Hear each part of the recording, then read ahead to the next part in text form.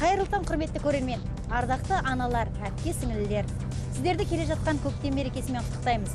Таңшолпан бағдарламасы Қазақстанның халық әртісі, әнші Сара Тыныштықұлованы мерекесімен құттықтап, әңгімесін тыңдап қайтпақшы. Олай болса, бізбен бірге болыңыздар.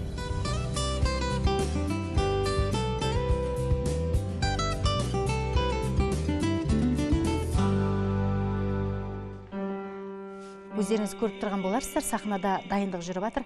50 жылдан аса ғұмырын осы қазақ концерт сахнасында өткізген Сара апайымыз кезекті концертке дайындалып жатыр екен, көрейік.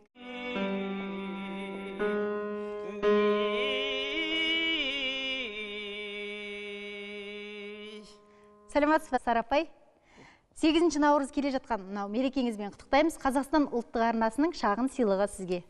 Өте тамаша, рахмет жаным, рахмет. Сара апай, 8 наурыз мерекесінің сіз үшін орны қандай? Әйел заты өте нәзік жандар ғой. Олардың мерекесінің болып жатқаны әрбір отбасына қуаныш әкеледі. Мереке әкеледі. Осы мерекенің арқасында біз бір-бірімізді құттықтаймыз, той-тойлаймыз, етімізді асамыз, бауырсағымызды жасаймыз деген сияқты. Өнерге алғаш қадам аттағанда сіздің әніңізді тыңдап бағыт-бағдар берген әнші Жамал Омарова. Енді ол кісінің орындауындағы Менің Қазақстаным әні сіздің де бойтұмарыңыз. Ұстазыңыз қандай адам еді? Жамал апа, шынында да біз тек қана мына радиодан тыңдайтынбыз ол кісіні. Ол кезде тіпті ауылда теледидар деген жоқ. Сондықтан ол кісінің әндері кішкене бала кезімізден естіп, үйреніп өстік қой. Сондықтан бірінші менің ұстазым Жамал апа, ол мына қазақтың кең даласындай ерекше жан еді. Ол шынында да кәдімгі өзімнің туған анамдай болып кеткен. Ол кісінің үйінде 10-шы сыныпты бітіріп келгеннен кейін мен 3 ай тұрған болатын. Сондықтан ол кісінің менің творчестволық өмірімде алатын орны ерекше. Мәскеуде бүкілодақтық эстрада студиясында оқығанда сізге тәлім берген ұстазыңыз, үлкен музыка маманы Ирма Петровна Яунзем 1925 жылы Парижде Әміре Қашаубаевпен бірге ән салған деседі. Осы жайлы сіздерге ол кісі айтатын бе? Әрине айтатын. Өйткені мен Қазақстаннан келгеннен кейін мен өзі мына Мәскеудің эстрадалық студиясына түскен кезде мені 3 турдан өткізгенде Ирма Петровна Яунземмен бірге Валерия Барсова деген үлкен театрдың әншісі Мәскеу консерваториясының профессоры болған. Сондай үлкен тұлғалар мені 3 турдан өткізіп, осы эстрадалық студияға қабылдаған болатын. Сонда Ирма Яунзем, Ирма Петровна, одаққа белгілі дүниежүзі халықтарының тілдерін 54 тілден артық орындаған, дүниежүзін аралаған. Сонда 25 жылы біздің олы әншіміз Әміре Қашаубаевпен бірге Парижде ән салған екен. Сол Әміре ағамызды, атамызды еске алып, біз Әмірені Әмірешка дейтін едік дейді. Дауысы ерекше еді деп. Ол кісінің Қазақстанға деген, қазақ халқына деген мені оқушы болып барғаннан кейін көңілі де ынтасы өте ерекше.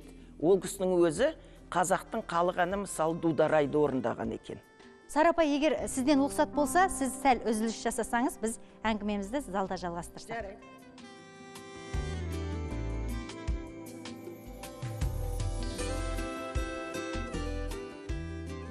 Кезінде сіздің ерекше дауысыңыз жайлы көптеген басылымдар Сара Тыныштықұлова қазақтың Эдит Пиафы деп жазды. Осындай теңеулерге өзіңіз қалай қарайсыз? Правда газетінде 1967 жылы Эрмитажда концерт бердік осы. Қазақ концерттің артистері. Мен эстрадный студияны бітірген кезім. Сонда бірінші рет Правда газеті жазып, соны оққанда өзім таң қалдым. Енді мен ол кезде дүние жүзінің халықтарының әндерін орындап жүргем, французша, итальянша.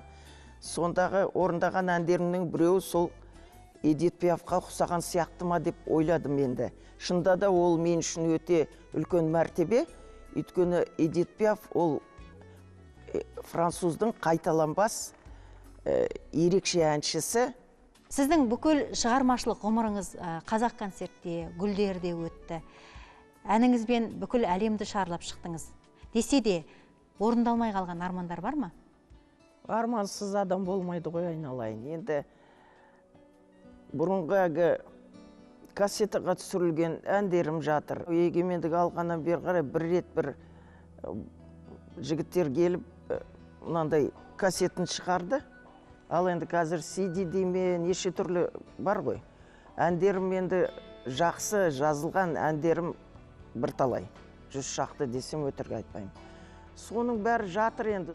Сол жақсы керемет алтын әндер, Қазақстан композиторларының әндері бәрі қалып жатыр. Біз енді ән салып жүргеннен кейін, жүріп тұрып жүргеннен кейін, әлі сахнадан кетпегеннен кейін, теледидарлар шақырып, ән салдырып, тіпті жастарға да қалай ән айтудың үлгісін көрсетер едім деп ойлаймын. Мені теледидар ән салуға шақырса екен деп армандаймын. Анасыз, ардақты әжесіз. Жалпы сіздің ұғымыңызда әйел бақыты деген не? Әйел бақыты ол меніңше біріншіден ана болу деп ойлаймын. Әрине, егер мен өнерімді бірінші жоспарға қоймасам, мүмкін менің бір 5 бала деп айтпаймын, ең құрғанда 2-3 балам болар ма еді деп армандаймын. Мен енді өмірге бір жалғыз қыз ғана әкелдім. Оның өзі Ақтөбедегі әжесінің қолында 10 жасқа дейін тәрбиеленді. Әжесі керемет мықты адам болатын, 89-ға келіп қайтыс болды былтыр. 2 немерем бар. Біреуі мына орта мектепті бітірді, екіншісі 4,5-да. Сол 4,5-да кішкентайымның бұлдырлағанын естігенде ойлаймын, мен қандай өмірден бос қала жаздағанмын. Сол қызыма күнделікті таңертеңгі аста рахмет айтам ылғи. Ана болудың кереметтігін, ана болудың қастерін жаңа түсініп жатырмын мен енді. Әже болдым ғой. Таңшолпанның қонақтарынан біз әдетте қонақ кәде сұраймыз. Осындай мерекеде сіздің даусыңызды естісек.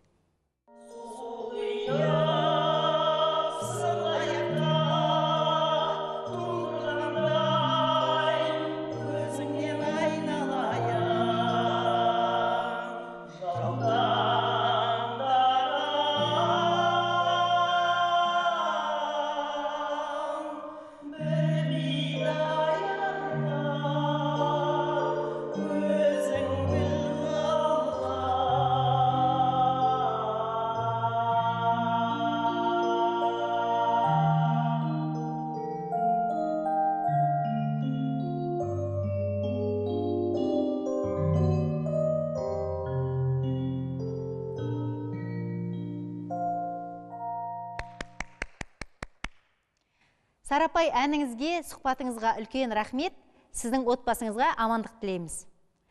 Құрметті көрермен, Таңшолпан бағдарламасында қонақта болған Қазақстан Республикасының халық әртісі, әнші Сара Тыныштықұлова. Ұлттық арнамен бірге болыңыздар.